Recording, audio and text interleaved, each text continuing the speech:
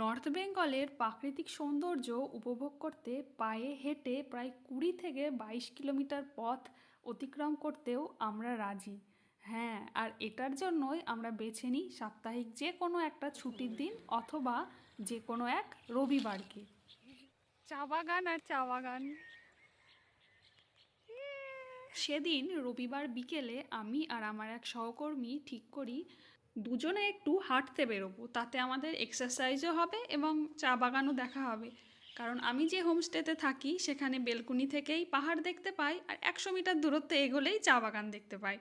তো আমরা প্রথমে শুরু করলাম চা বাগানের মধ্য দিয়ে হাঁটতে, আর এই যে কচি কচি চায়ের পাতা, এগুলো দেখতে আমার এত ভালো লাগে, না তুলে পারি না। তারপর চলে এলাম একটু লোকালয়ে, আর এখানে এসে আমি দেখতে পেলাম লাল রঙের একটা পলাশ ফুলের মতো ফুল, যেটা আমাদের ওখানে পাওয়া যায়।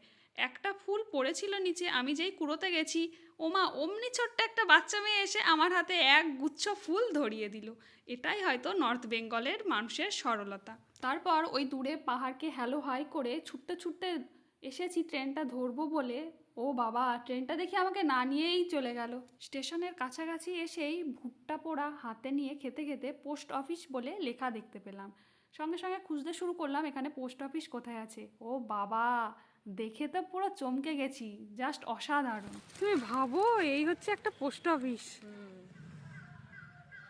মানে আলাদাই ভিউ হয়। আমাদের ওখানে যেমন ইট পাথরের পোস্ট অফিস সেরকম কিছু না, পুরো মনে হচ্ছে যেন পাহাড়ের একটা হোমস্টে। দারুণ। ওই মানে টিনটা যদি লাল বা সবুজ। নর্থ বেঙ্গলকে হালকা করে এক্সপ্লোর করতে বেরিয়ে যদি এরকম ভারী ভারী সাইট সিন করতে পারা যায় তাহলে সত্যি নিজেকে খুব লাকি বলে মনে হয়।